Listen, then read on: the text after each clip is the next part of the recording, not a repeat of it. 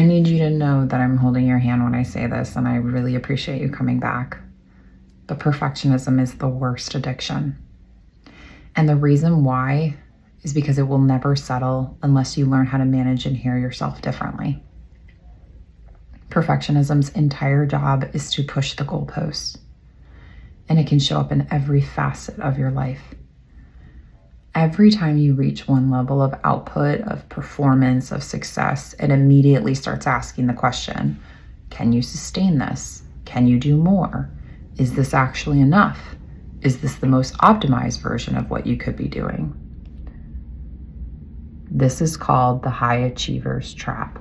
When you start functioning at a level that feels good, you immediately start questioning how long you can keep it up.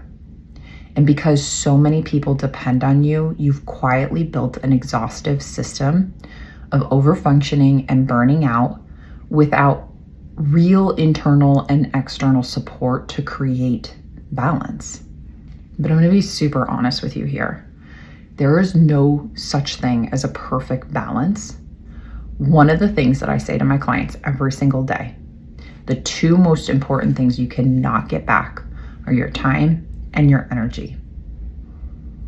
Burnout is the number one symptom of perfectionism. And it doesn't just live in your career. It can exist in a relationship. It can exist at a conversation that you're having at work over and over again, in the way that you parent, in the way that you clean your house. Once you understand what it actually is, once you start acknowledging the symptoms of burnout, you can start seeing it everywhere. If you don't enjoy your vacations, if you bring your laptop on your vacations with you, if taking time off feels impossible, if you feel resentment towards people who can't move at your pace, if you're checking your notifications constantly, this is not a personality issue. These are symptoms of a system running on empty. Let me ask you something. When was the last time you were driving somewhere and your car ran out of gas? Like your vehicle that you are driving, it ran out of gas. I'm gonna guess that that's probably never happened to you, or if it did, there's probably a super funny story tied to it, because you wouldn't let that happen. You watch the gauge. You refuel before you hit empty. So why is it okay for you to run out of gas every single day? Your nervous system responds to high pressure by staying activated, because that's what's kept you functioning. The body learns, if I stay in fight or flight, I can keep going. If I stay vigilant, I can prevent failure. And for high achievers and perfectionists, that system gets rewarded constantly. It's literally part of why you're at the level that you're at. But the nervous system never gets the message that it's safe to slow down. It probably doesn't even know how to do that or what it feels like. And maybe throughout your life, when you have slowed down, it hasn't ever felt like real relaxing, which is why so many high achievers find themselves needing something that forces the system to shut off. A drink at the end of the day, a medication, something that forces the nervous system because it can no longer do it on its own. I had a client who worked for HR for a large law firm for years. She finally stepped down because she realized what it was costing her. And the moment she left, the moment her body registered that the pressure was gone, an autoimmune condition surfaced. We had worked together that whole period. I watched it happen. Her body had been holding so much for so long that the moment it found safety, it didn't know what to do with the stillness. Rest felt like the malfunction. Like it was literally the malfunction. This is why burnout doesn't fix itself with time off or a vacation. It won't resolve after a few therapy sessions or even a couple years of therapy. It requires a fundamental shift in the internal systems that have been running the show for years, maybe even your whole life. The beliefs about what your worth is tied to, the expectations you've internalized about how you should be performing, and the way you've been treating yourself when you fall short of those expectations. You cannot operate from a system that has nothing left to give. You have to learn how to refuel, and you have to learn how to do it without guilt, without feeling selfish, without the voice in your head telling yourself, you don't deserve this. The old way of thinking about this is just how I am. This is what success requires. I'll push through this season. I'll rest in the next one. And that's old school stoicism. Pull up your bootstraps and get on with it.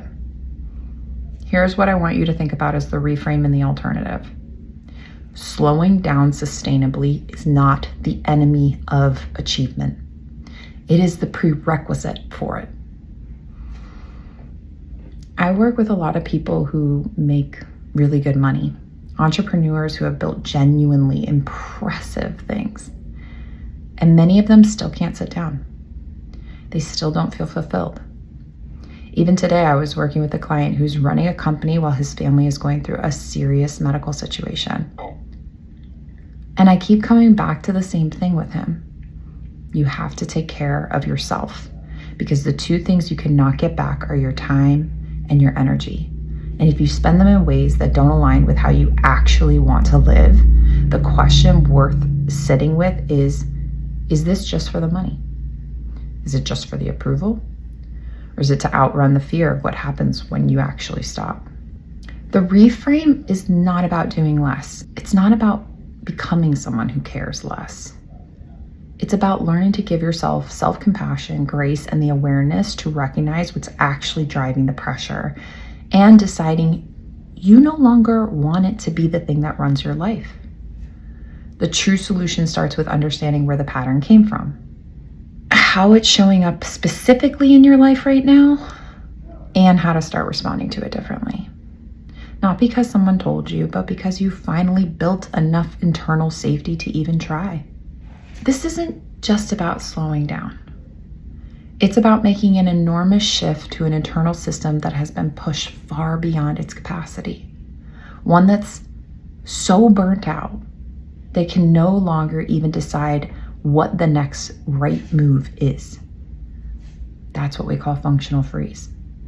It's where a lot of my clients are when they first come to me, or where they arrive to when they start feeling safe enough to finally stop just white knuckling it all the time. This work involves boundaries, internal ones and external ones. It involves building relationships that are not structured entirely around achievement. It involves shared vulnerability, which is one of the most powerful and underrated tools available to high achievers when they find the right people. Because one of the primary reasons this work creates change, and why no app or optimization system can replicate it, is that being genuinely heard and reflected back to yourself without shame, changes something in the nervous system that information alone cannot touch. I want you to ask yourself one honest question. Where in your life are you currently running on empty? And telling yourself, it's fine. It's no big deal. Is it at work? Is it in your relationships? Is it the way you talk to yourself at the end of the day when you're reviewing everything you didn't finish? Is it in your own mind? Name it right now, write it down, bring awareness to it, because the awareness that you are burning out in a specific area is not a reason to push harder. It's simply an invitation to look at what that area is costing you.